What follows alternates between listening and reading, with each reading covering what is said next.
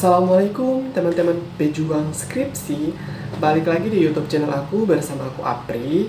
Dan di video kali ini aku bakalan kasih tips atau kasih tahu ke teman-teman, khususnya bagi teman-teman yang sebentar lagi mau ujian proposal. Karena biasanya kalau misalnya sudah dekat ujian proposal itu akan ada kegundaan terkait dengan kira-kira pertanyaan apa sih yang nantinya akan diajukan oleh dosen-dosen penguji pada saat ujian proposal. So, bagi kalian yang sebentar lagi mau ujian proposal, kalian simak video ini baik-baik, karena di video ini aku bakalan kasih tahu ke teman-teman pertanyaan-pertanyaan yang paling sering ditanyakan oleh dosen penguji pada saat ujian proposal. Sebelum masuk pembahasan dalam video ini, aku ucapin dulu terima kasih bagi teman-teman yang sudah subscribe channel aku. Dan untuk teman-teman yang baru bergabung atau baru menonton channel aku, jangan lupa untuk dukung channel aku dengan cara klik tombol subscribe dan share video ini ke teman-teman kalian, khususnya teman-teman kalian yang mau atau sebentar lagi mau ujian proposal. Oke, keep on watching. I'm here for you, you know. Even if I'm not around, you can wake me up. I will try my best to make you feel alright. I know what you deserve, when no one showed you that. You deserve the world, and I know that love will someday come around. Teman-teman yang sebentar lagi mau ujian proposal, pasti akan ada yang menghantui pikiran teman-teman sekalian, yaitu berkaitan dengan kira-kira apa saja sih yang nantinya akan ditanyakan oleh dosen penguji pada saat kalian ujian proposal. Dan di video kali ini aku akan memaparkan beberapa pertanyaan yang paling sering ditanyakan oleh dosen penguji. Dan ini juga berdasarkan pengalaman aku sendiri pada saat ujian proposal, juga berdasarkan pertanyaan yang aku lihat pada saat teman-teman aku melaksanakan ujian proposal. Langsung saja kita masuk ke pertanyaan yang pertama. Pertanyaan yang pertama, dan pertanyaan ini menjadi pertanyaan yang paling sering ditanyakan, dan biasanya ini menjadi pertanyaan nomor 1 pada saat ujian proposal. Pertanyaan yang nomor 1 yang paling sering ditanyakan adalah, apa alasan kalian mengambil penelitian tersebut? Atau judul penelitian teman-teman, atau masalah dalam penelitian teman-teman. Untuk menjawab pertanyaan ini, teman-teman tidak bisa hanya menjawab sekedar saya tertarik dengan judul ini, atau karena penelitian ini masih jarang, atau segala hal yang tidak ilmiah. Tapi teman-teman usahakan menjawabnya itu dengan hal-hal ilmiah, misalnya dengan teman-teman mengutarakan atau menggambarkan fenomena yang terjadi dengan masalah yang teman-teman angkat dalam penelitian teman-teman. Seperti contohnya nih, penelitian aku angkatnya masalah berhubungan dengan HIV/AIDS. Nah, ketika dosen aku bertanya apa alasan aku mengangkat judul tersebut atau masalah HIV/AIDS, maka aku menjawabnya seperti ini. Aku jawabnya karena sampai saat ini HIV/AIDS masih menjadi masalah publik global. Berdasarkan data dari UNAIDS, itu pada tahun 2018 total penderita HIV mencapai angka 37,9 juta jiwa. Dan Indonesia termasuk salah satu negara yang terus mengalami peningkatan prevalensi HIV.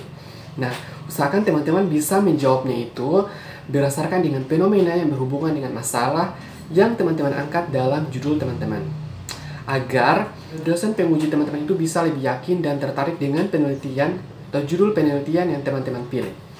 Selanjutnya kita masuk ke pertanyaan yang kedua. Nah, pertanyaan yang kedua biasanya ditanyakan adalah, nah, dalam judul penelitian itu pasti ada variabel. Nah, biasanya akan ditanyakan kira-kira apa alasan kalian memilih variabel ini? Kenapa kalian memilih variabel ini? Nah, apa hubungannya variabel ini dengan masalah dalam penelitian kalian? Balik lagi teman-teman, untuk menjawab pertanyaan ini, teman-teman harus menjawabnya secara ilmiah atau berdasarkan data-data yang teman-teman peroleh. Nah, seperti contoh ya, judul aku tuh hubungan peran teman sebaya dengan keterbukaan status HIV/AIDS pada ODA LSL. Nah, masalahnya aku kan berhubungan dengan HIV/AIDS. Kemudian variabel aku itu ada peran teman sebaya dengan keterbukaan status HIV/AIDS. Nah, ketika dosen tanya, kenapa pilih variabel teman sebaya dengan keterbukaan status HIV? Dan kenapa yang diteliti LSL? Nah, kemudian aku menjelaskan kenapa aku pilih LSL. Itu karena ternyata berdasarkan data yang saya peroleh dari Kementerian Kesehatan Indonesia, itu didapatkan hasil bahwa ternyata peningkatan prevalensi HIV di Indonesia itu didominasi oleh populasi kunci, yang salah satunya adalah LSL. Nah, sudah masuk kan? Kemudian aku hubungkan lagi dengan variabel aku yang keterbukaan status. aku menjelaskannya seperti ini. Kenapa saya memilih keterbukaan status? Karena ternyata berdasarkan penelitian-penelitian terdahulu, tingginya prevalensi HIV/AIDS pada LSL ini diakibatkan oleh kurangnya keterbukaan status pada kelompok tersebut. Sehingga karena mereka tertutup dengan status HIV-nya ketika mereka melakukan hubungan seks, maka ketidaktahuan pasangannya terhadap status positif HIV-nya ini akan mempertinggi resiko penularan HIV pada kelompok LSL. Nah, itulah kenapa alasan saya memilih variabel tersebut, itu variabel keterbukaan status. Nah, kemudian dosen tanya lagi, terus kenapa, apa hubungannya dengan teman sebaya? Nah, kemudian aku menjawabnya, berdasarkan penelitian-penelitian terdahulu yang saya temukan, bahwa ternyata keterbukaan status HIV/AIDS pada ODA LSL itu berhubungan dengan teman sebaya. Nah, dengan teman sebaya itu ternyata LSL itu bisa lebih terbuka dan menceritakan hal-hal yang berhubungan dengan penyakitnya, karena diakibatkan oleh adanya kenyamanan atau kepercayaan terhadap teman sebaya. Nah, itu alasan saya mengambil teman sebaya dengan keterbukaan status untuk mengatasi masalah berhubungan dengan HIV/AIDS. Nah, seperti itu teman-teman, usahakan kalian tuh bisa menjawabnya secara ilmiah agar dosen kalian yakin dan tertarik dengan judul dan variabel dalam penelitian teman-teman. Dan aku juga menjelaskan kenapa aku pilih LSL. Penelitian yang berhubungan dengan LSL itu di Indonesia masih sangat kurang. Dan apalagi khususnya di Gorontalo itu sama sekali belum dilakukan penelitian yang berhubungan dengan LSL. Padahal LSL ini menjadi penyumbang penularan HIV tertinggi di Indonesia. Maka dari itu dibutuhkan intervensi untuk mengatasi hal tersebut. Nah, jadi dosen aku tuh sudah tanpa yakin dengan alasan-alasan yang aku utarakan terkait dengan pengambilan judul dan variabel dalam penelitian aku. Jadi usahakan teman-teman harus bisa meyakinkan dosen penguji. Dengan cara itu teman-teman harus menjawab semua pertanyaannya dengan ilmiah. Karena kalau misalnya teman-teman hanya menjawabnya berdasarkan pendapat teman-teman sekalian, itu pasti tidak akan diterima oleh dosen penguji. Pertanyaan selanjutnya yang akan ditanyakan oleh penguji adalah berkaitan dengan observasi awal. Nah, biasanya di latar belakang proposal itu kan ada observasi awal. Nah, di situ akan ditanyakan oleh penguji bagaimana tahapan atau proses observasi awal yang kalian lakukan. Nah, teman-teman harus ingat bahwa observasi awal itu bukan kesimpulan. Nah, misalnya judul aku nih, hubungan peran teman sebaya dengan keterbukaan status HIV/AIDS. Ada kan aku melakukan observasi awal terhadap sampel aku. Nah, di situ pada saat teman-teman mengatakan, misalnya nih, teman-teman ambil observasi awalnya terhadap 10 sampel. Terus teman-teman mengatakan bahwa 7 dari 10 mengatakan bahwa ternyata mereka lebih terbuka dengan teman sebaya. Nah, kemudian 3 dari 10 mengatakan bahwa ternyata mereka tidak ingin terbuka dengan teman sebaya. Nah, teman-teman tidak bisa langsung menyimpulkan bahwa dari hasil observasi awal LSL itu lebih terbuka dengan teman sebaya. Jadi teman-teman tidak dapat menyimpulkannya seperti itu karena kan teman-teman belum melakukan penelitian. Jadi di observasi awal itu teman-teman ceritakan saja bagaimana proses dari observasi awal. Dari wawancara yang teman-teman lakukan, apa saja sih yang diungkapkan oleh sampel-sampel yang menjadi objek dalam penelitian teman-teman. Nah, pertanyaan selanjutnya yang paling sering ditanyakan itu berhubungan dengan alat ukur. Pasti dosen akan bertanya, alat ukur yang nantinya akan kalian gunakan apa? Nah, biasanya kalau misalnya untuk penelitian kuantitatif itu menggunakan kuesioner. Nah, jadi teman-teman jawab saja, misalnya variabel teman sebaya, aku menggunakan kuesioner dukungan sosial teman sebaya. Yang jelas teman-teman jelaskan saja kuesioner apa yang akan teman-teman lakukan. Dan biasanya juga di bagian kuesioner ini dosen penguji akan bertanya, apakah kuesioner kalian itu sudah valid? Biasanya itu akan ditanyakan. Jadi kalau misalnya kuesionernya belum valid, teman-teman itu akan disarankan untuk melakukan uji validitas kuesioner untuk mendapatkan nilai valid dan reliabilitas dari kuesioner teman-teman. Dapat juga khususnya untuk kuesioner yang sudah baku itu tidak perlu lagi dilakukan uji validitas dan reliabilitas. Dan teman-teman bisa langsung menggunakan kuesioner tersebut dalam penelitian teman-teman. Tapi usahakan kalau misalnya teman-teman ambil sebuah kuesioner dari penelitian terdahulu, misalnya deskripsi orang lain, bisa saja teman-teman sudah tidak melakukan uji validitas, Tapi yang penting karakteristik responden dari penelitian terdahulu dengan penelitian teman-teman itu sama. Jadi teman-teman tidak perlu lagi untuk melakukan uji valid dan reliabilitas. Dan question ini juga akan ditanyakan oleh penguji hasil ukur nantinya. Bagaimana teman-teman menyimpulkan dari kuesioner ini, bagaimana kesimpulannya. Misalnya nih, dalam kuesioner itu kan ada hasil ukur, misalnya hasil ukurnya terbagi atas 2 kategori. Contoh seperti aku di sini, peran teman sebaya baik dan peran teman sebaya buruk. Nah, dikatakan peran teman sebaya buruk itu seperti apa jika hasil ukur seperti apa, dan dikatakan baik itu jika seperti apa hasil ukurnya. Nah, jadi teman-teman harus sudah bisa menjelaskan atau sudah punya hasil ukur yang jelas dari kuesioner yang teman-teman pakai. Kemudian pertanyaan selanjutnya yang paling sering ditanyakan adalah teknik sampling. Kira-kira teknik sampling apa yang teman-teman gunakan dalam penelitian teman-teman? Dari beberapa jenis atau teknik pengambilan sampel, kenapa teman-teman memilih itu? Misalnya contoh, teman-teman pilih teknik purposive sampling, atau teman-teman pilih teknik pengambilan sampel secara konsekutif sampling. Nah, kira-kira alasan teman-teman mengambil teknik sampling itu apa? Jadi teman-teman harus bisa menjelaskan kepada dosen penguji. Pertanyaan selanjutnya adalah berhubungan dengan, biasakan dalam pemilihan sampel itu kita kaitan dengan pengambilan sampel.